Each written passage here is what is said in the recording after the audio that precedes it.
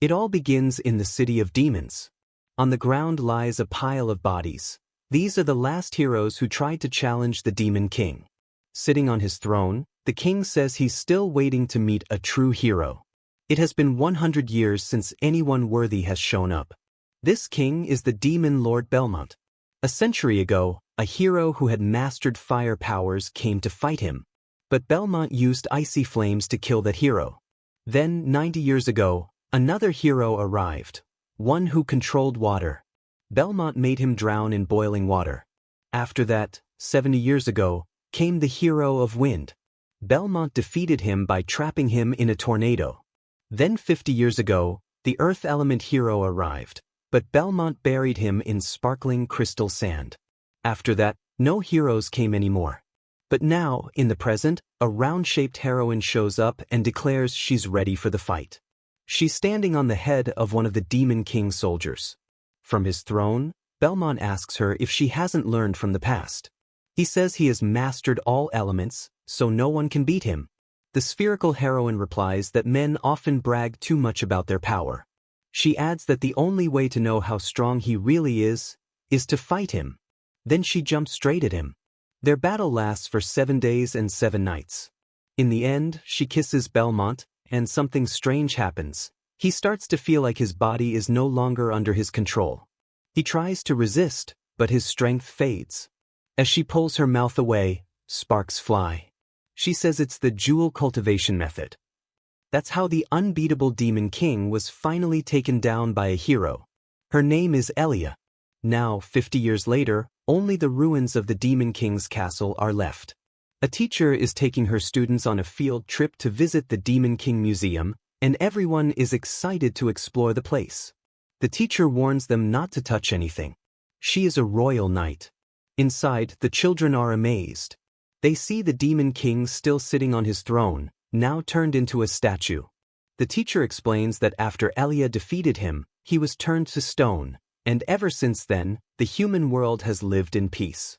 All thanks to Miss Elia, the heroine. The teacher is about to lead the class to another part of the castle when she notices a maid nearby. She grabs the maid's arm and shows her to everyone. She says that because the hero showed mercy, demons were allowed to keep living among humans. But you can tell who they are because they have small horns on their heads. Then she throws the maid to the ground and says that demons lost all their magic when the king was defeated, so they're not dangerous anymore. After that, the class moves on to the next room. But the demon girl, who had been thrown down, stands up and whispers that everything will change tonight. When night falls, she stands in front of the statue of the Demon King. She has prepared a magic amplifier made from dragon saliva. It took 50 years, but she finally gathered enough. Now is the time to use it. She says she has only one chance. She opens the bottle, drinks it, and suddenly feels some of her old power return. Drooling, she starts chanting a spell. A glowing pentagram appears above her, and lightning shoots from her hands and hits the floor. She focuses her power and directs it at the statue of the Demon King. After a flash of light, she falls to her knees and hopes it worked. At first, it seems like nothing happened, until a small crack appears in the statue. Then slowly the crack begins to spread. The girl starts crying, saying that the Demon King Belmont has finally returned. Where the statue once stood, there is now a small boy. He looks around and says it feels like he has been sleeping for a very long time. The girl asks if he is really King Belmont. He replies that he is and then asks who she is. She looks into his eyes and realizes it really is him. His presence and aura make it clear.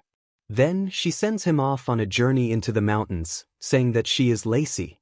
Belmont looks confused. He remembers her being on the ground earlier and then notices her massive body size. He asks why she's pretending to be Lacey, saying that she couldn't possibly have that much maternal power. But Lacey explains that this really is her true form. After the war, she lost her powers, and because of that, the demons even began to change how they looked. For all these years, she has been living under a fake identity, working and secretly buying dragon saliva from the black market. After 50 years of hard work, she finally brought him back.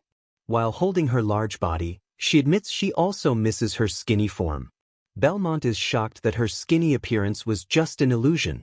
Then he remembers how he was defeated. He didn't recognize the element that was used against him. Lacey says that doesn't matter now.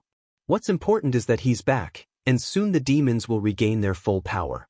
But Belmont says he's not interested. Lacey asks why not. He explains that there are better things in life. Lacey yells at him, asking what could possibly be more important than restoring the honor of the demon race. As Belmont puts on his shirt, he says that he has been a demon king for 1,000 years and is tired of it. Besides, it looks like everyone is living in peace now, right?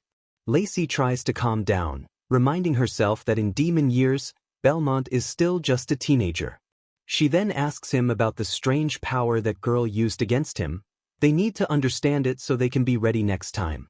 Belmont thinks for a moment and says he remembers the name. Lacey gets curious and urges him to say it. Belmont explains that it was something involving exchanging body fluids through the mouth, and the girl called it dual cultivation, a technique he had never heard of before. Lacey blushes a little and asks what it felt like. Belmont says it felt strange. All the blood in his body rushed downward, and it caused a kind of pain he couldn't describe. Lacey thinks to herself that he really is just a young boy. It's clearly a type of magic unknown to him. Suddenly, the instructor appears behind them, saying she had a bad feeling and now sees it was right. She instantly recognizes the boy as the demon king who once mastered all 4 elements. She's shocked that someone as weak as Lacey managed to bring him back. Lacey tells Belmont to protect himself and run. But before he can move, the instructor throws Lacey hard against the wall and slams her to the ground.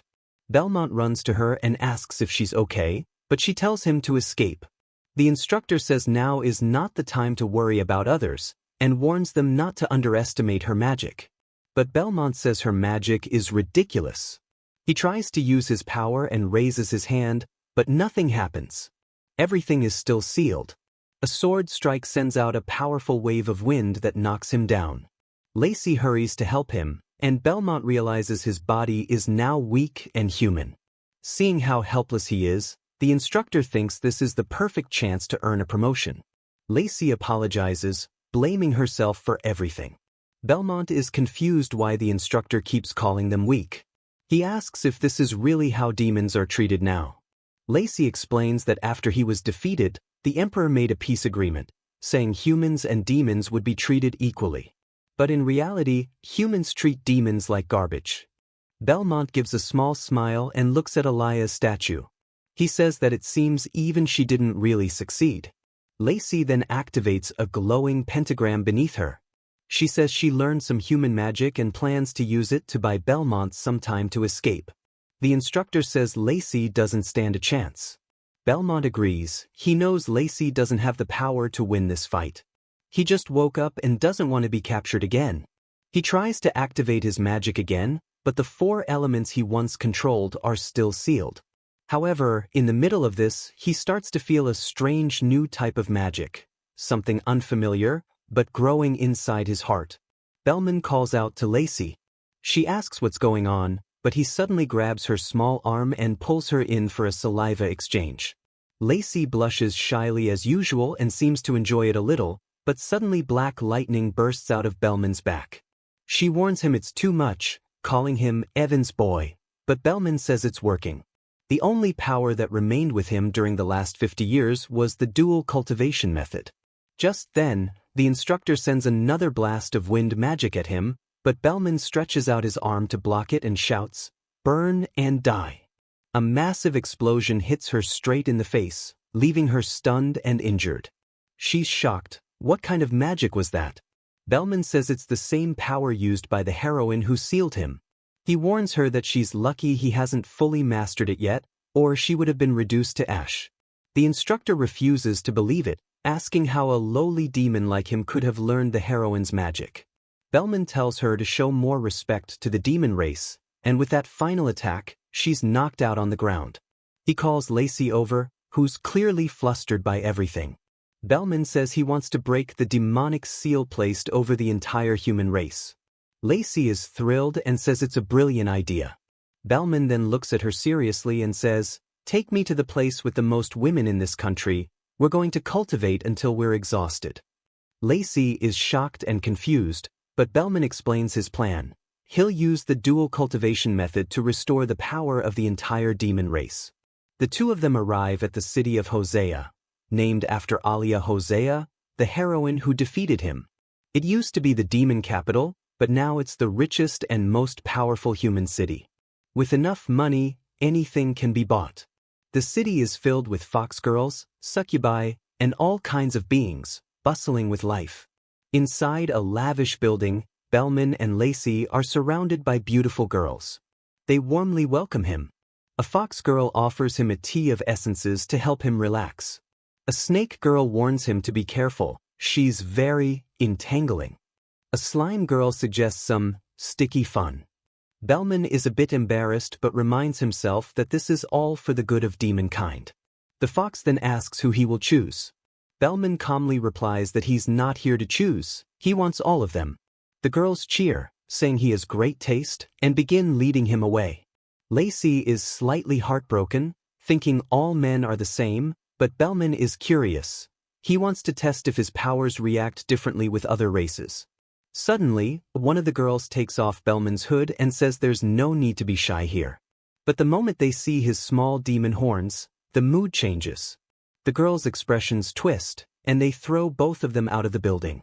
They yell that they thought he was some rich adventurer, not filthy demon trash, and tell them never to come back. As the doors slam shut, Lacey grumbles that she told him not to take off the hood. On a nearby wall, a succubus leans and laughs, mocking them. She says it's funny to see two lost demons walking around the city these days. In Hosea, demons can barely survive. If they want to blame someone, blame the demon king who lost the war. Lacey defends him, saying that's not true, it's not his fault. The succubus is surprised that someone still speaks up for him after 50 years. Bellman stands up and approaches her, asking if she wants to fight. But when he stares into her eyes, she starts trembling.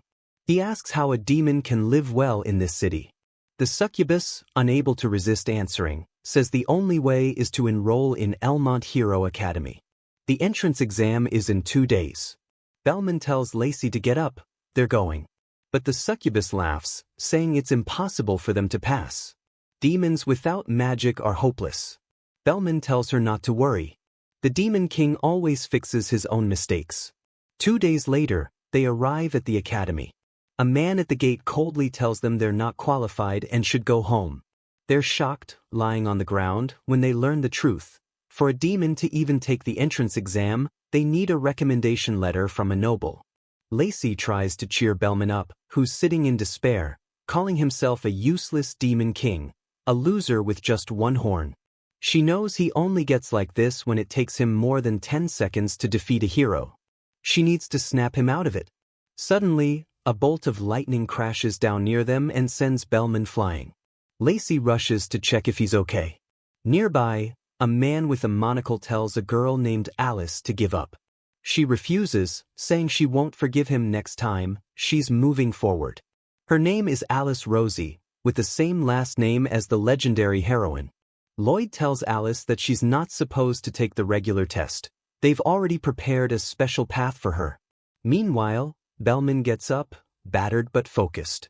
Alice, clearly annoyed, doesn't want to hear anything more about that person, and suddenly fires a phoenix spell at Bellman.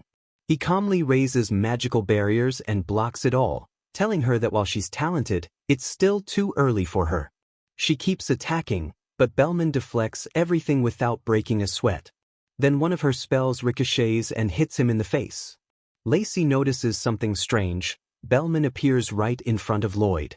An explosion follows, shaking the area, and Lloyd ends up flat on the ground, completely defeated. Alice is stunned. She wants to know who Bellman is. Bellman tells Lloyd to be more careful when picking fights, but since Lloyd isn't getting up, Bellman moves to punch him to make him apologize. Alice yells for him to stop. Bellman turns to her and notices how much she resembles the heroine. He keeps staring, confused. Alice doesn't like being stared at, so she steps up and places her hand on his shoulder. The moment she touches him, she feels a powerful surge. The dual cultivation magic activates inside her. She's overwhelmed by how incredible it feels. Bellman also senses the activation. Even though he didn't mean for it to happen, the power takes over, and the two of them nearly transcend together. The power becomes unstable, nearly bursting out, but Alice quickly pushes them apart, barely saving Bellman's dignity. She asks if he's okay. He admits he's feeling drained, and something weird is happening. His power's activated without his control. Lacey figures it out. She tells him that Alice must be the heroine's descendant. Alice, now more curious, asks who they really are. Bellman gets close, inspecting her. He admits she looks very similar, but the size doesn't match. It can't be the same person. Maybe he's overthinking it. Then he gets slapped in the face. Alice apologizes, joking that since he's a blind demon, he must use other senses to recognize people. It's not a great excuse, but they let it go. After talking a bit, Alice learns they need a recommendation letter. Before Bellman can say more, Lacey tries to drag him away.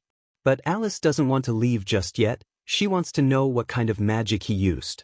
As far as she knows, demon magic was sealed long ago. She's also impressed at how easily he found Lloyd's weak spot. Bellman starts to explain. He says it's something only he can use, because he's the legendary. Lacey panics and tries to stop him from revealing the truth. But he finishes the sentence anyway. He's the legendary descendant of the incubus. Lacey sighs, thinking, seriously? She really thought he was going to admit he was the demon king. Alice raises an eyebrow. She's never heard of a male succubus before. Bellman tries to explain further. He says that if someone touches certain spots, they'll feel something, and if they do certain things, they'll grow stronger. Before he can embarrass himself further, Alice cuts him off. She gets the idea. She says they've done her a favor by getting rid of Lloyd, and in her family, they always repay favors. The scene shifts to the Hero Academy. Most of the candidates have already entered. Bellman and Alice rush toward the gates. A chubby guard blocks them, telling them to give up if they don't have a recommendation letter. But Bellman confidently shows a letter from the Rosie family. Alice is also there to register. The guard's attitude instantly changes, now all smiles, and lets them through. Inside, the crowd is huge. Everyone notices Alice's presence and then sees the two demons following her. The stares are intense.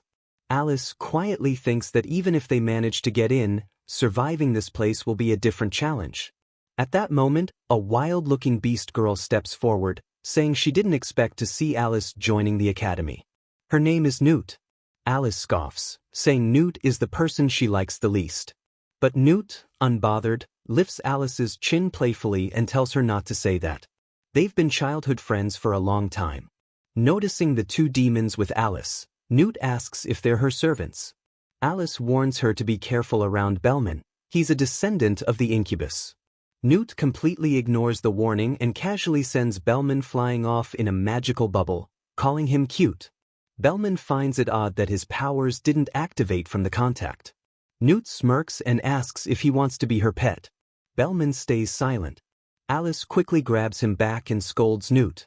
If she's feeling hot and bothered, she should go home instead of dirtying the training grounds. The two girls argue. Suddenly, Bellman is pulled again, this time by a white-haired girl who appears behind him and starts sniffing him. Both girls instantly recognize her. It's Rose-Tana, the elf. She says Bellman smells amazing and gently puts him to sleep with a spell. Is this the power of the incubus at work? Bellman glances around nervously. Rose-Tana tells him he's perfect training material. Bellman is confused. What does she mean, training material? Rose-Tana turns to Alice and asks why she's here. Didn't her brother already take a seat at the academy? Wasn't that enough for the Rosie family? Newt joins in, saying maybe it's time to remind Alice about the old hero contract. Alice snaps at them to shut up, saying her reasons have nothing to do with them. Bellman, still dazed, asks who these girls are. Alice explains that they're descendants of the original heroes who defeated the Demon King. Bellman is surprised. He remembers only one hero, Alice. But Alice clarifies, there were other heroes during the invasion of the Demon Castle, though she was the one who ultimately defeated him. Suddenly, a loud crash interrupts them. Lightning strikes the center of the hall. A blond boy appears. He introduces himself as Edward, this year's examiner. Everyone recognizes him. He's a big deal, a future director. Lacey, watching from a distance, gets nervous. She says things are about to get dangerous. But Bellman reassures her. He doesn't fully understand what triggers the dual cultivation power, but every time it's been activated he's felt stronger, like he could control any kind of magic. He wants to try it now. Lacey watches him, amazed. She can tell, this is the power he once had. He's really back. But when Bellman tries to conjure it, the energy fizzles out in his hand. He realizes he can only control a tiny bit of power. Worse, it vanishes the moment it leaves his body. Lacey doesn't understand why he's proud of that. She reminds him they still have to pass the entrance exam, and that level of power won't be enough. She calls out to him, grabs his wrist, and pulls him into another one of her chaotic missions. Bellman asks what's going on, and she pulls out a bottle of dragon's saliva from her stash. She says it'll help him pass the exam, but the effect is short, so he must take it right before the test. But Bellman refuses. She's shocked. He tells her it's wrong to cheat on the exam. Lacey is stunned. What kind of demon king says something like that? She reminds him that the rebirth of the demon race depends on him. But Bellman says he believes the demons are still powerful, even with their magic sealed. There's no need to cheat. He'll pass on his own. Lacey relaxes a bit and starts to believe in him again. But then, a mysterious hand appears out of nowhere, hovering over the dragon's saliva bottle like it's one of Goku's Dragon Balls. The hand grabs it and disappears into a wall. It was Edward, the examiner. He now holds the bottle and recognizes it instantly as a magic amplifier, a cheating item. He declares Lacey disqualified. A magic circle forms around her, and she vanishes. Bellman is shocked. But Edward tells him not to worry, she's only been removed from the exam area. Still, he's disappointed. He had hoped the demon candidates would behave differently this year. He sighs and says it's typical. Demons always find a way to disappoint others. The nearby students watch and whisper, clearly prejudiced against demons. Edward looks at Bellman, who stays silent. Edward taunts him. Nothing to say? Bellman finally speaks. No, but later, you'll owe me an apology. Edward frowns. I'm not wrong. Someone who planned to cheat has no place in the test field. The demon mentions the issue started when he called her weak, but Emery brushes it off, assuming he won't act since he was brought in by Lady Alice. Emery then activates his power, saying he's wasted enough time on weaklings and declares it's time to begin the selection exam. A giant magic circle forms, teleporting everyone to a tree platform. There, Emery explains the rules. A bridge leads to the castle, and only the first 100 to cross it within 30 minutes will pass. It seems easy, so the trial starts immediately. Everyone rushes forward, but Bellman quickly notices something's off. His foot is sinking. The bridge is made of slime, and only those who can control magic beneath their steps can stay afloat. Alice struggles while Newt moves across effortlessly. Edward smirks as he watches Bellman sink. Nearly swallowed by the slime, Bellman realizes he must rely on the little power left from cultivation. He transforms the slime around him into water, surprising Edward, who thinks even advanced mages would struggle with that level of control. Then, to his shock, Bellman starts swimming through the slime. Edward can't believe it, even academy professors would find that hard. Bellman smiles, hinting there's more coming. As more people advance, tentacles emerge from the slime. Bellman is startled, and Edward comments that while small slimes are weak, large ones are unstoppable. Newt gleefully attacks them, slicing away, while Rose Stana calmly shields herself with a barrier. One girl nearly panics before Alice burns the slime and clears the way. The girl thanks her, but Alice says she only did it because the creature was in her way, thinking if she helped, she'd look like a pervert. Meanwhile, Edward continues spawning monsters, impressed by the hero's descendants but convinced Bellman won't last. Then he notices a group of tentacles gathered, but instead of fighting, Bellman is calmly petting and speaking to the slimes. Edward is stunned. The language of slimes was lost long ago. With Bellman's low power, it shouldn't be possible until he spots a small magic circle in Bellman's mouth. He's using spiritual communication magic. Still, Edward smirks and pulls out a vial. He reminds himself he's the examiner and can shape the test. Suddenly, the slime turns purple and attacks. It's now an oil-type slime. Bellman's foot gets trapped, and Edward declares this is the end for him. But before it can finish him off, Alice blocks the explosion and saves him. He's surprised she helped, but she tells him not to misread the situation. She just happened to be going the same way.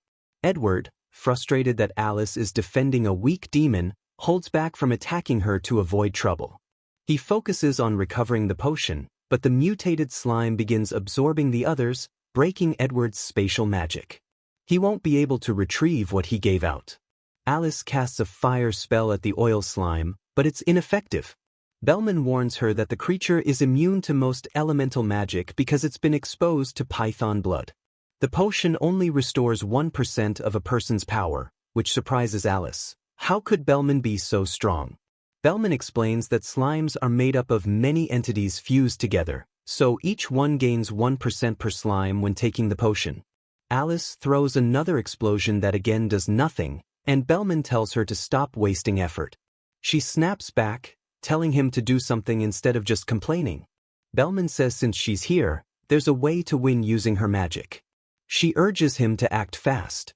He grabs her waist and pulls her close, making her startled and shy. "What are you doing?" she asks.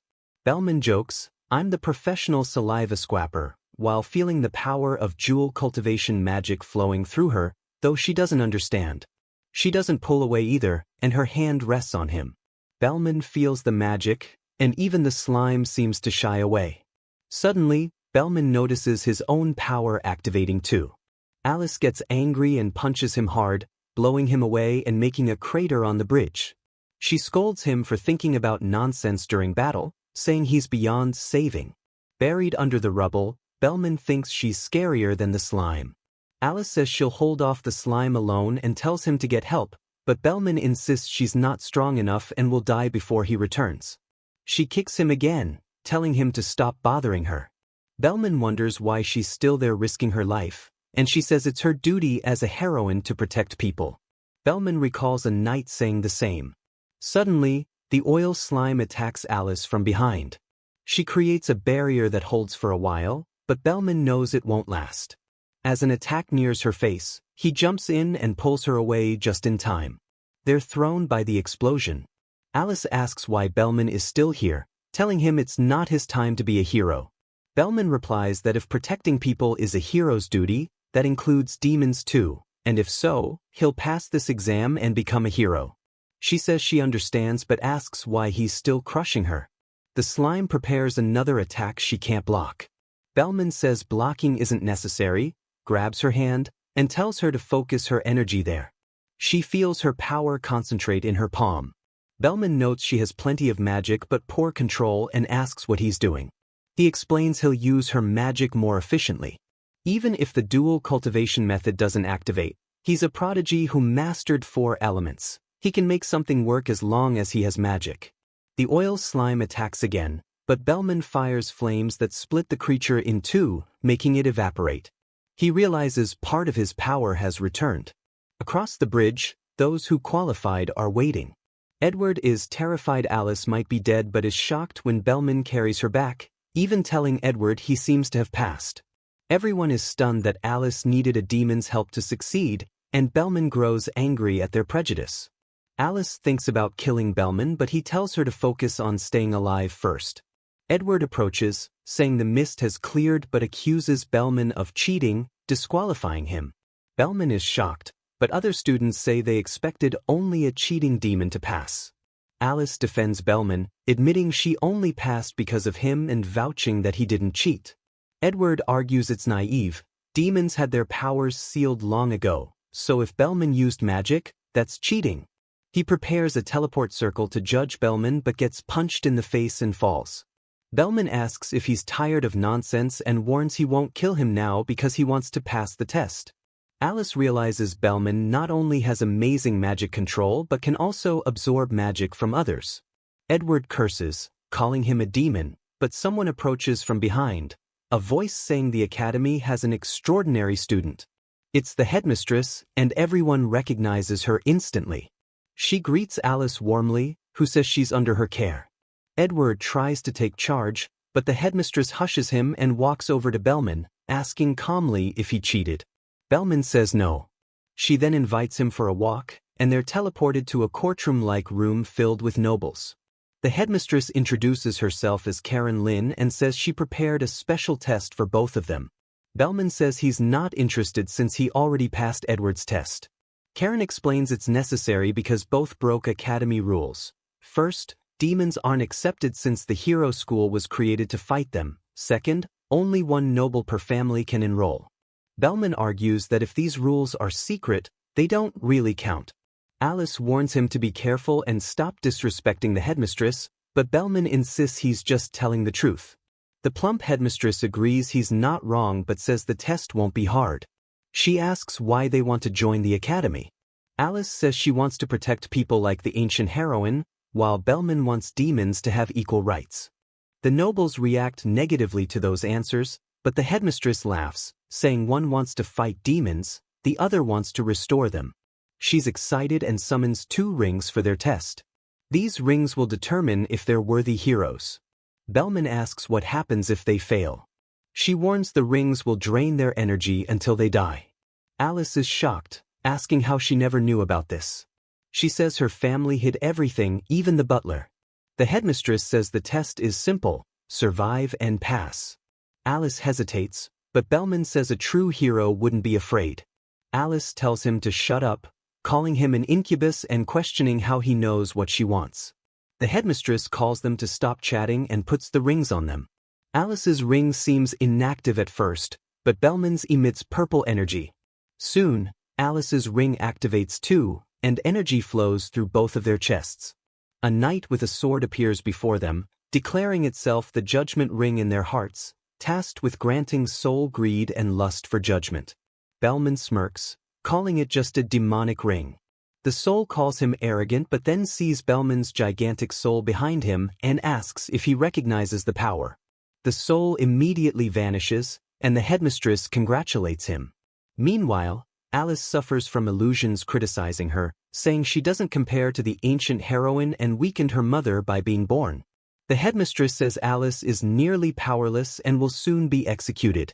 Bellman conjures an explosion to attack the illusion, but the headmistress says his half-formed magic won't work and insists he respect the hero's rules. Alice says he doesn't need to worry about her. Bellman argues that if you reject the hero's rules, you're discarded. He then hugs Alice, but his hand is pierced, and they both flinch. Bellman insists it doesn't make sense for heroes' rules to impose their will on others, and even if it conflicts with their will, he'll protect her. Alice sheds a tear, calling him an idiot. At that moment, the circle on Bellman's chest activates, the famous dual cultivation. Energy bursts forth, dissolving the creature. The headmistress applauds and congratulates them on passing. Embarrassed but relieved, they prepare to leave, but when she notices Bellman's hand still on Alice's shoulder, she tells him to let go, calling him a pervert. After that, Belmont went outside to meet Lacey. She said it was hard to stay there because everyone kept staring at her. Belmont replied that the place was perfect for him, and Lacey asked why he thought that. Belmont pointed at 1, then at 2, and then at 3 different people. He explained that since there were many different races around, he wouldn't have to go far to do dual cultivation. Alice looked a little embarrassed but reminded herself it was all for reviving the demon race, so it was fine. She handed him a book titled How to Interact with the Opposite Sex of Any Race. The book included topics like what dwarf women like and how to make a beast woman fall in love with you. Alice said she believed it would be very useful for him. Belmont replied that she didn't really understand his plans, but that was okay. At least she was focused on helping. He said he'd handle things inside the academy while she took care of matters outside. As he walked through the corridors, he thought to himself that he couldn't let her down. If reviving the demon race meant cultivating with every woman in the academy, he would not give up. When he opened a door, he saw a group of sweaty, muscular guys staring at him. One of them said, "Ah, this is the little demon boy who belongs to me." Belmont quickly shut the door. Unfortunately for him, the academy separated the rooms by gender, which was the worst-case scenario for his plans. In class, things weren't looking good for Belmont either. The professor announced the student representative, a guy named Ricket. Everyone seemed to recognize Ricket as the son of the richest man in the world and from one of the most powerful families. As he walked to the front, Ricket thought these commoners were lucky to hear his voice. The only person he believed was worthy to stand next to him was Alice Rosie. But when he saw Belmont, he thought Belmont was ruining Alice's reputation and decided not to go easy on him. Belmont noticed Ricket staring and remembered that Lacey told him to be friendly with others. So he tried giving him a smile. But since Belmont only knew how to make a villain-like face, that was his best version of a smile. Poor Ricket got scared and thought, "This darn demon." Later, many students tried recruiting Belmont into their groups, but he was getting fed up. He slammed the table and said he'd face his enemy directly. Ricket walked up to Belmont and asked what his intentions were with Miss Alice. Belmont flashed his creepy smile again and said she was just a friend. But Ricket wasn't buying it and declared it was time to take him down. Ricket created a magic circle and summoned a chimera. Everyone in the class was shocked. Belmont seemed to recognize the creature. Ricket asked if he was scared, but Belmont just calmly patted the chimera on the head, which startled Ricket. He had only summoned it to scare Belmont but couldn't control it. Now the chimera was getting angry because they used to be powerful monsters under the demon race's control, and having one appear in class was terrifying. Belmont spoke to the creature gently, saying he understood how bad it must feel to be trapped by magic. But Ricket got frustrated and threw a control chain at it, causing the chimera to go wild and attack him. Belmont had to step in and save him. He slapped the creature, and it flew to the other side of the room. Belmont scolded Ricket, saying he shouldn't hurt the kitty like that. But then the chimera came back and attacked Belmont from behind.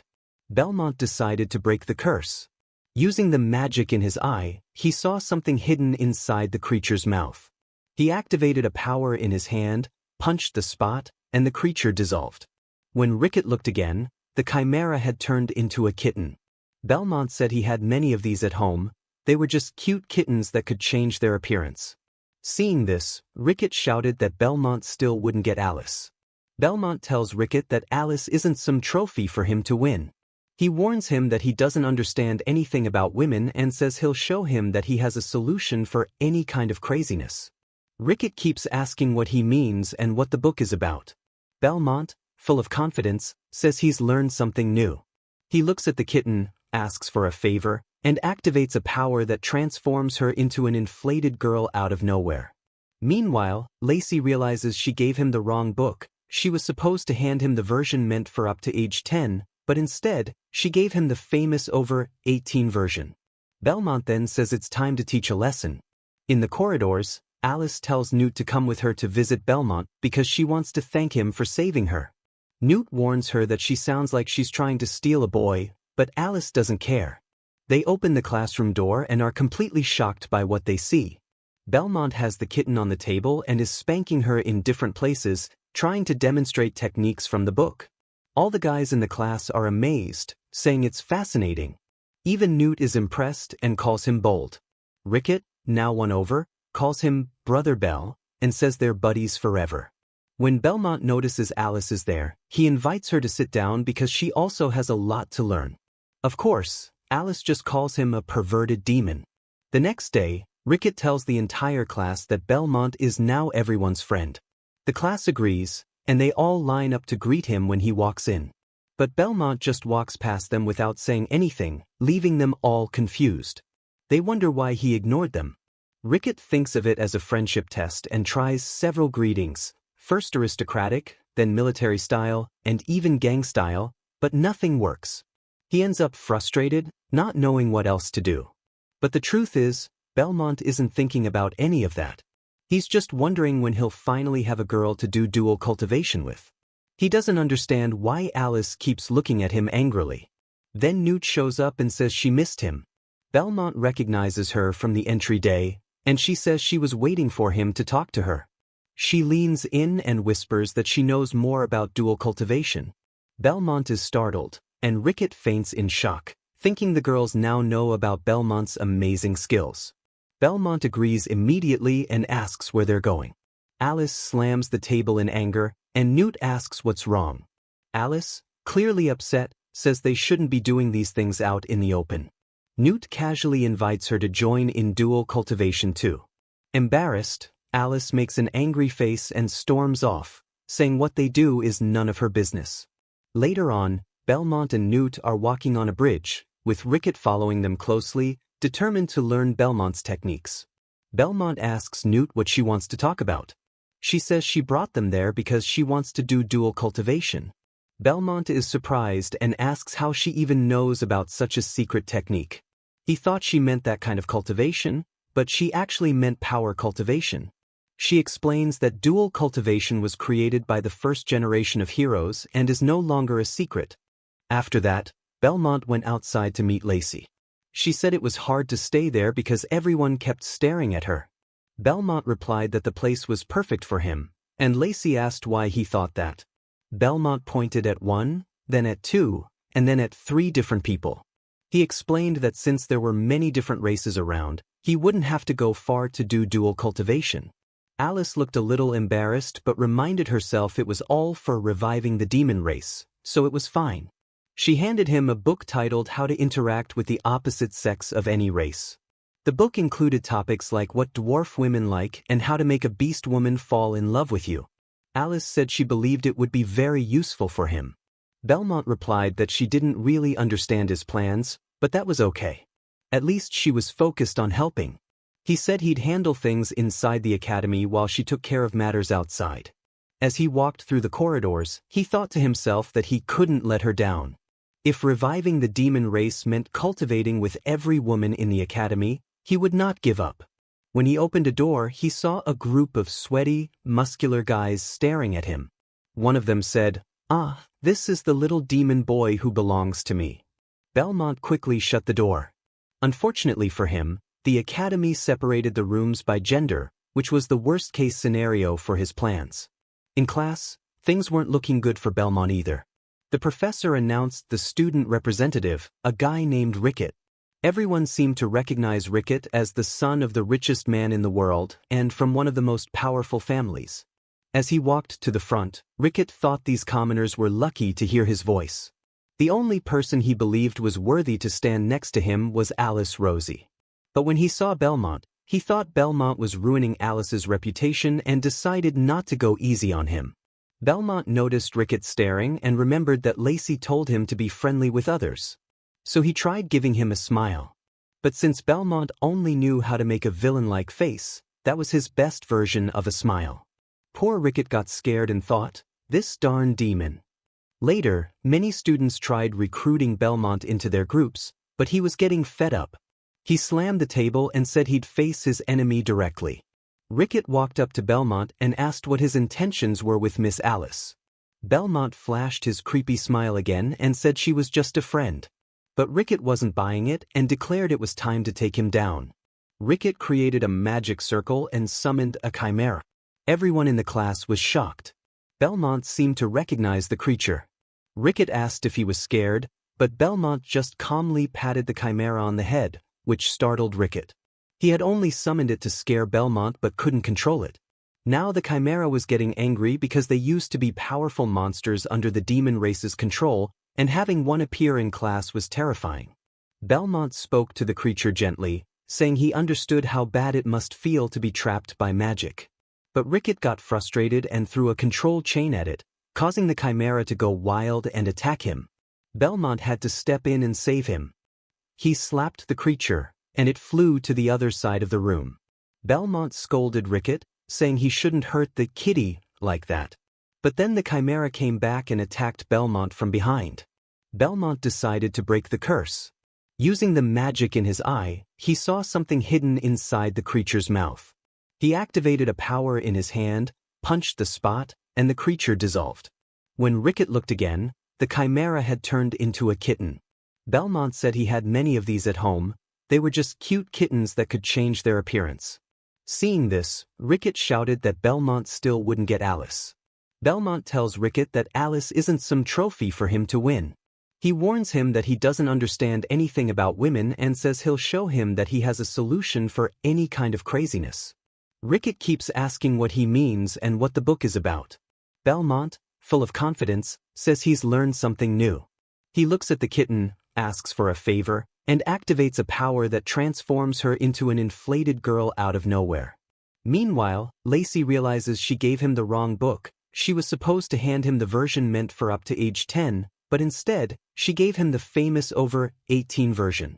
Belmont then says it's time to teach a lesson. In the corridors, Alice tells Newt to come with her to visit Belmont because she wants to thank him for saving her. Newt warns her that she sounds like she's trying to steal a boy, but Alice doesn't care. They open the classroom door and are completely shocked by what they see. Belmont has the kitten on the table and is spanking her in different places, trying to demonstrate techniques from the book.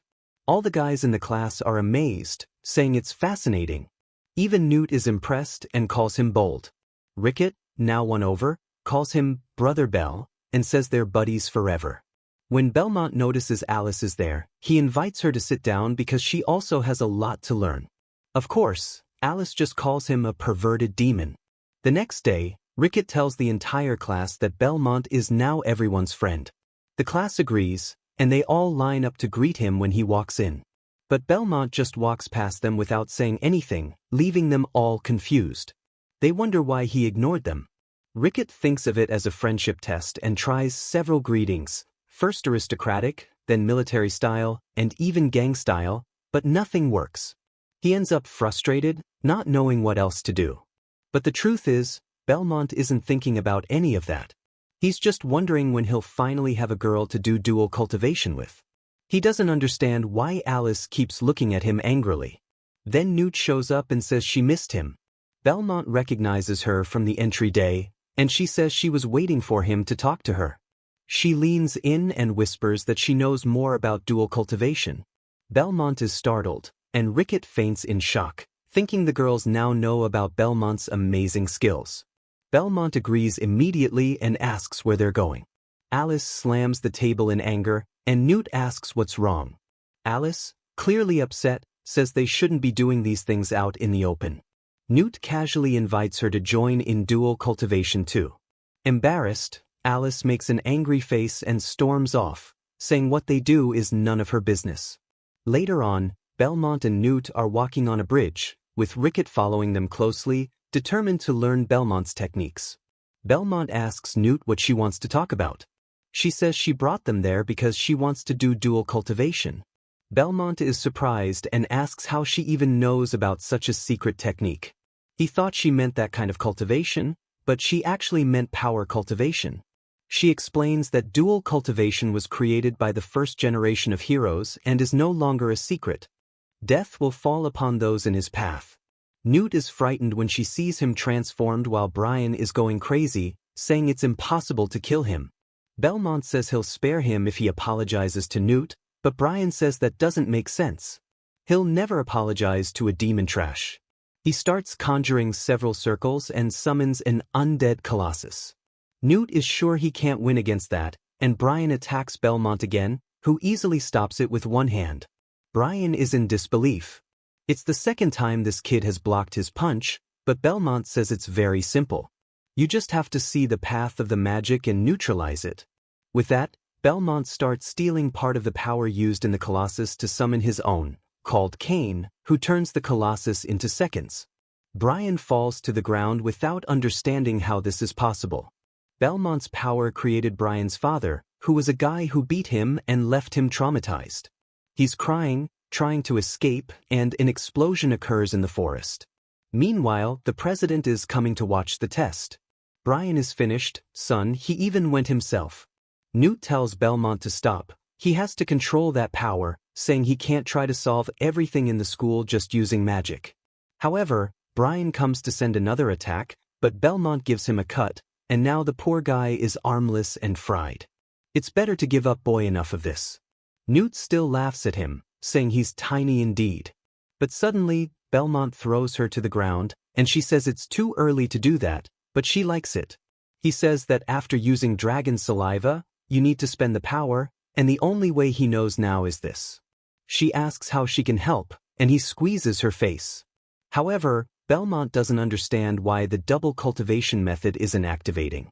He starts shouting when Newt thinks. Wait, if he's an incubus, he needs to release his energy through that. And she starts showing him 2 magic spheres of very high density. Belmont obviously starts bleeding. He says the method didn't activate, he'll need to find Alice. But suddenly, the president appears, calling him a demonic trash. Brian gets up and explains what happened, but the president says he knows he used his sister to threaten Newt, and if that's the case, he deserves punishment. The president uses his magic, suspending Brian in midair. Then he turns his attention to Belmont, saying it's time to take care of the demon. Belmont quickly realizes just how terrifying this man is. He can't even see the magic being used, and worse, his own body is starting to be consumed by the overwhelming power. Noticing this, the president tells Newt that if she runs away now, he'll let her go. After all, she's been working as a spy for him. Newt admits that, maybe before, she might have taken that offer. But now, she refuses to let Belmont die like this. Belmont, strangely, can feel everything she's feeling, her fear, her determination. It turns out Newt had also been secretly spying for Alice all this time. Even though she harbors hatred toward humans and wanted to see them gone, she knew Alice wasn't the one to blame. So, making her choice, she grabs Belmont by the collar and flings him away, shouting at him to find Alice, recover his powers, and deliver a message: she's sorry. Tears fall from her eyes as she prepares to fight the president herself. She thinks that as long as Alice can be happy, that's enough. But before the battle can begin, Belmont reappears beside her, declaring that he's the one who'll fight. Newt scolds him. He just made an emotional speech and ran off, so what's he doing back? He replies that her speech was a waste of time and that he even had to burn extra magic flying back. She tells him to run away, but he calmly says he'll defeat the president in just 3 moves. The president laughs. Did he really just say 3? Newt is shocked. No one even fully understands the president's power, let alone challenges it. Suddenly, Belmont is surrounded by a strange blue energy. But right in the middle of it, he shatters the president's magic. The secretary, watching in disbelief, says that no one has ever broken the president's spell before. Belmont explains that while most people use magic circles to channel power, the president manipulates time itself, a much more advanced and abstract form of magic. The president is impressed that Belmont figured this out, but says it doesn't matter. That's when Newt notices something horrifying: Belmont has lost an arm. The president warns him that his body won't last long. It's being eaten away by his own magic, and he's just speeding up the inevitable. He launches another attack. Belmont responds by summoning multiple barriers. Newt begs him to leave her behind. If he keeps protecting her, he'll die. But Belmont refuses. If he lets go now, she'll be killed instantly. Does she want that? Newt says she deserves to die. She betrayed so many people. But that sparks a memory for Belmont. Times when his cultivation magic had activated in the past. Once, when Lacey asked him to revive the demon race. Another, when Alice needed to be protected. In both moments, someone wished for something from him. Now, he asks Newt, "What do you want?" She screams. She wants to live, to apologize to Alice, and to become a true friend. Belmont promises to grant that wish. Then, the two share a deep kiss, and this time, the cultivation magic doesn't hold back. The battlefield explodes in a massive burst of energy. The president's attack is wiped out completely. When the smoke clears, Belmont is standing there with Newt in his arms. He declares, 2 moves down, 1 left. The president realizes what happened. Belmont used double cultivation to purify the curse. The secretary is stunned. Is it that double cultivation? The president confirms, yes. It's the ancient technique created by the ancestral mother who once defeated the demon Cain. It requires 2 people and, admittedly, brings about certain intense sensations. Still, the president is confident he won't lose to a spell from 50 years ago. But Belmont says there's no need to fight further. He raises his hand and activates the end of training portal. Then, without hesitation, he jumps through it with Newt, leaving the president and his secretary completely dumbfounded. The secretary glances at the timer. It's been 4 hours, he mutters. He planned this from the start. On the other side of the portal, Belmont exits with Newt still in his arms. Their friends rush toward them. But when Belmont sees Newt, he suddenly turns shy. He mutters that something's happened, and Newt, recalling the saliva exchange, quickly gets off him, flustered. She hadn't expected them to go that far. Ricket instantly realizes what happened, and thinks it's legendary. Belmont managed to pull it off with an enemy. The others drop to their knees in awe. To them, he truly is the great lord.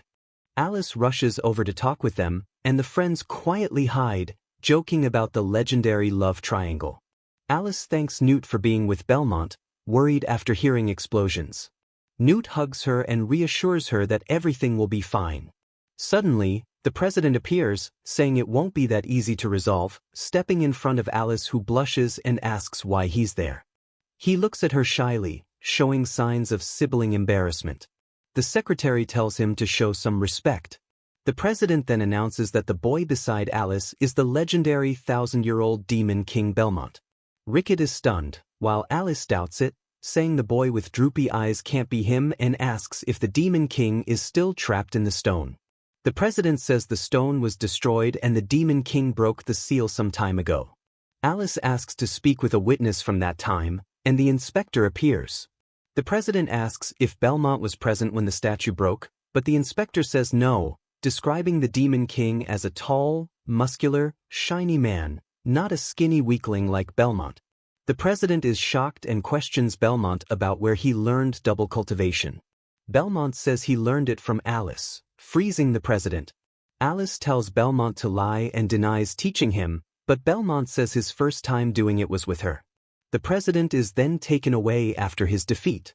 Belmont wonders if the inspector is Lacey in disguise, but Lacey appears and denies it, asking if the inspector is some demon Belmont hired. The inspector winks at Belmont, leaving him confused. A week after training, Belmont understands that double cultivation requires satisfying his partner's deepest desire, and every time he uses it, he recovers demonic power. He doesn't know why the inspector hid her identity but wants to use this time to cultivate, though his crowded room isn't ideal. During a break, Ricket notices Belmont's sadness despite his progress and jokes he even wants older girls. He shows Belmont the clubs and societies, explaining that to rise fast, Belmont needs 3 heroic badges, recognition from older students. Excited, Belmont smiles, thinking it's perfect that clubs have no gender restrictions. But when he steps forward, girls step back, intimidated by his fame with the men's club and his connections to Alice and Newt. Only the muscular guys want him, so Belmont runs away, worried this will push him away from girls. He bumps into a girl named Felix, who offers to show him the fencing club. Belmont asks if she holds any grudge, and she says no. Nearby, they overhear laughter mocking the pair as disgusting, a demon and a mixed-race girl together. Felix reveals she's a fusion of human and angel races, calling herself a despicable existence, and advises Belmont to find another group. Belmont wants to join Felix's club, surprising and embarrassing her, but clearly he just wants to join the first group with at least one woman. She's happy and tells him to go take the test. While Alice and Newt search for Belmont, they find him facing Felix. She explains the rules, 3 rounds to prove his skill. Belmont agrees and a crowd gathers. Felix launches the first attack, activating her all-seeing eye and causing a powerful explosion that even scares Belmont. Alice urges him to give up since Felix beats everyone who tries, even her friends, and learned fencing from the legendary warrior Alia. Belmont recalls when Alia challenged him and recognizes the similarity in their fencing styles. Alice tells him to stop fooling around and give up. Felix apologizes, suggesting they stop, but Belmont insists on a second round, noticing she smiled when he dodged. He stakes a promise. If he wins this round, she must give him something precious. Felix, shy but agreeing, is already expecting what he means. Belmont activates absolute vision, sensing her mana and sword energy are perfectly linked, meaning she's trained hard. He predicts her attacks by tracking her energy flow. As she strikes, he's caught off guard by a hidden demonic Kai attack and is pushed back. Felix praises his reaction and Belmont says now he understands her deepest desire. Her memories show a tough life as mixed race. Her father vanished after impregnating her mother, and Alia saved and trained her, teaching her race doesn't matter in sword fighting. Felix marvels at the demon energy in his sword despite him being a first year. Now she can use full power for the third attack. Her friends urge Belmont to quit as Felix activates glowing light wings, warning that among illusions he must find her real sword or die. Belmont says he's ready whenever she attacks, thinking this is a perfect chance for the warm saliva exchange. Felix recalls Alia passing down this technique, warning that if someone escaped it, they could teach her more than she had. She moves through illusions toward Belmont, wanting to test his true power. As she strikes, his sword flies from his hand, confusing her. Belmont explains he exploited her habit of wanting to cross swords. Suddenly, a massive explosion rocks the castle. Friends worry. It was a destructive attack and Belmont might be finished. But the scoundrel is fine, standing confidently. Felix asks how he knew she'd target the sword, and Belmont says it's because she's too focused on that detail. Equality isn't just about swords. Felix, recalling her master's words, starts crying and warmly welcomes him to the fencing group. Belmont feels that connection is what he needed to activate double cultivation. He approaches her, ready for her to fulfill her part of the bet. Felix agrees without hesitation. Belmont then heads to visit a cave with the strongest muscle group in the human body. When Alice tells Felix to get up, Belmont is startled by the term older brother, recalling Lacey saying it's sometimes hard to tell an angel's gender. Using his X-ray power, Belmont discovers Felix is actually a swordsman friend, which dismays him.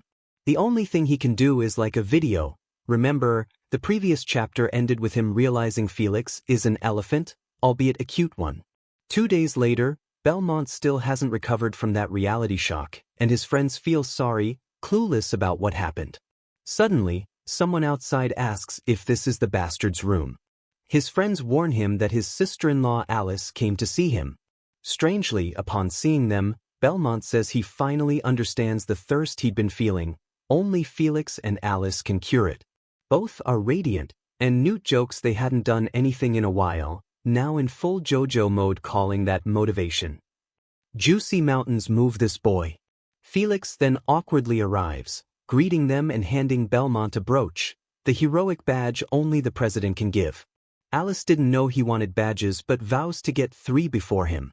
Newt and Alice decide to join the fencing group because Belmont keeps challenging them.